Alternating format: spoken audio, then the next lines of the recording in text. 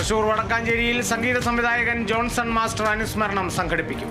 സ്മൃതി സാംസ്കാരിക പൈതൃക പഠനവേദിയുടെ നേതൃത്വത്തിലാണ് പരിപാടി സംഘടിപ്പിക്കുന്നത്. സംഗീതജ്ഞൻ ദേശമംഗലം നാരായണൻ ഉദ്ഘാടനം നിർവഹിക്കും. ആലപ്പുഴയിൽ ഗാനം ചിത്രീകരിക്കുന്നതിനിടെ അഭിനേതാക്കൾ തിരയിൽപ്പെട്ടു. മാരാരിക്കുളം ചെത്തിക്കടപ്പുറത്ത് a man from the sea എന്ന ആൽബത്തിലെ കടലോൻ വരുന്നേ എന്ന ഗാനം ചിത്രീകരിക്കവെയാണ് അപകടത്തിൽ ആർക്കും പരിക്കില്ല.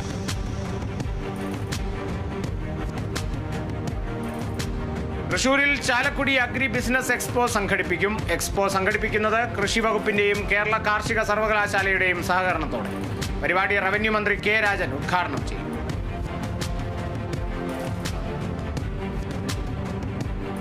തൃശൂർ ചാലക്കുടി നഗരസഭയ്ക്ക് കീഴിലെ പുതുച്ചിറക്കുളമടങ്ങുന്ന ഭൂമി ഏറ്റെടുക്കാൻ തീരുമാനം. കയ്യേറ്റക്കാരോട് വിട്ടൊഴിയാൻ നഗരസഭാ സെക്രട്ടറി നൽകിയ ഉത്തരവിനെതിരെ കക്ഷികൾ ഇരിങ്ങാലക്കുട RDOയ്ക്ക് നൽകിയ പരാതി തള്ളിയ സാഹചര്യത്തിലാണ് ഭൂമി ഏറ്റെടുക്കാൻ തീരുമാനമായത്.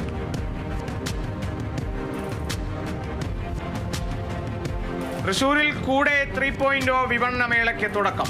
സ്പെഷ്യൽ സ്കൂളിലെ കുട്ടികൾ, വൃദ്ധസദനത്തിലെ അന്തേവാസികൾ എന്നിവർ നിർമ്മിച്ച വസ്തുക്കളുടെ പ്രദർശനവും വിപണനവും നടന്നു. മേളയുടെ ഉദ്ഘാടനം കളക്ടർ അർജുൻ പാണ്ഡ്യൻ നിർവഹിച്ചു.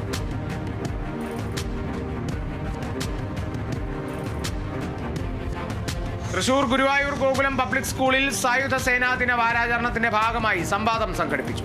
മേജർ PJ സ്റ്റൈജു പരിപാടിയുടെ ഉദ്ഘാടനം നിർവഹിച്ചു.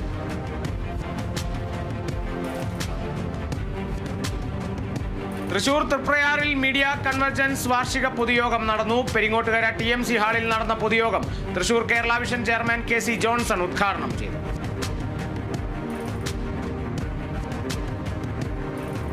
തൃശൂർ കേരള വ്യാപാരി വ്യവസായി ഏകോപന സമിതി പുത്തൻ പീടിക യൂണിറ്റിന്റെ നേതൃത്വത്തിൽ പ്രതിഷേധം സംഘടിപ്പിച്ചു. വൈദ്യുതി ചാർജ് വർധനവിനെതിരെ നടന്ന പ്രതിഷേധം യൂണിറ്റ് പ്രസിഡന്റ് അജയൻ മേനോത്തുപറമ്പിൽ ഉദ്ഘാടനം ചെയ്തു.